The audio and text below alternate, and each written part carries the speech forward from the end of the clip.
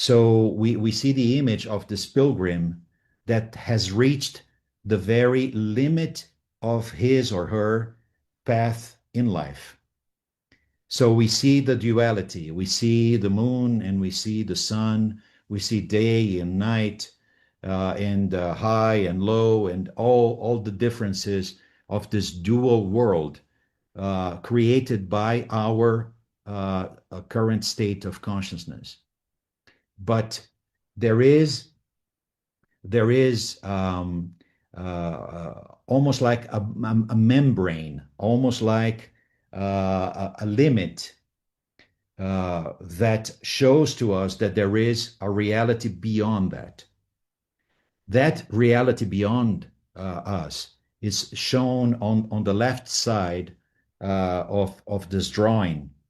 Um, it is also an indication to what we see as a description in the book of Ezekiel, when he talks about, this divine overarching reality that he tries to describe as spheres within spheres and thrones and multifaceted beings.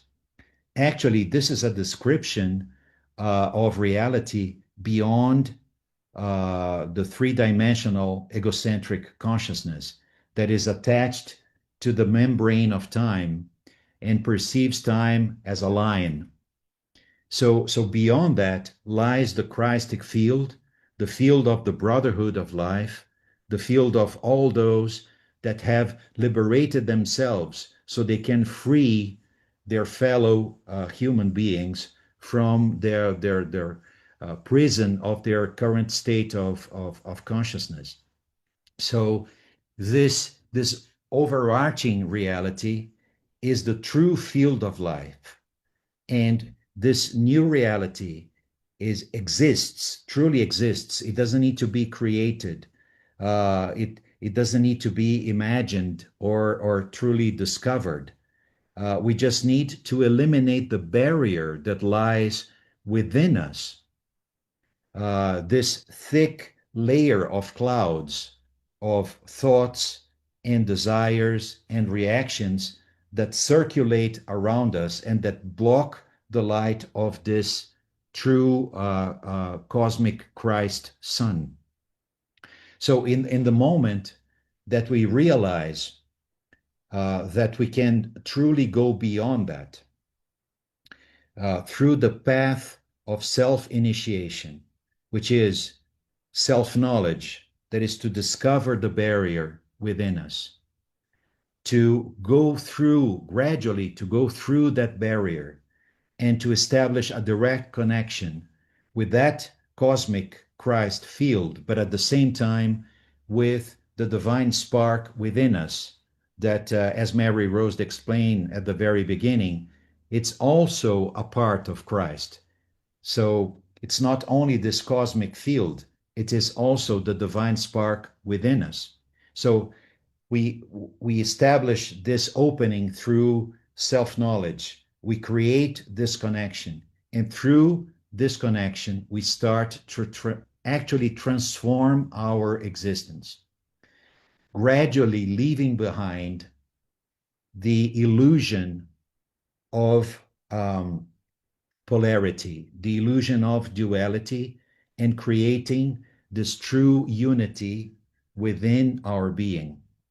So it's not a coincidence that we see this pilgrim going through this membrane with his head, with his right hand that represents his heart, and with the tip of his staff that represents his life sanctuary. So the three centers of his consciousness, of his soul, have been touched and liberated. So he's actually an inhabitant of two worlds. With the core of his consciousness, he's able to participate in the overarching reality of the cosmic Christ field, the field of the brotherhood of life, and in connection with his divine spark in his or her heart. And at the same time, this individual, this liberated human being, lives in our material reality. So he or she is able to become a living bridge between these two fields and is able to talk and touch and through his own actions um, connect his fellow human beings to this transcendent reality. Some images in the universal teaching, they point to this reality. So if we think, in the symbolic narrative of the gospel, when we see uh, John the Baptist coming to the very border of the Jordan, and he sees coming from the other side, from the side of the living, from the east, he sees Jesus walking in his direction. So those are the two aspects, the twin aspects of the human consciousness. The consciousness of the seeker, the one that goes through the desert of life to come to the very border to discover, a totally new reality. And this new reality comes in his direction as a mirrored image of his own consciousness, so that the two sides can be combined, can be united.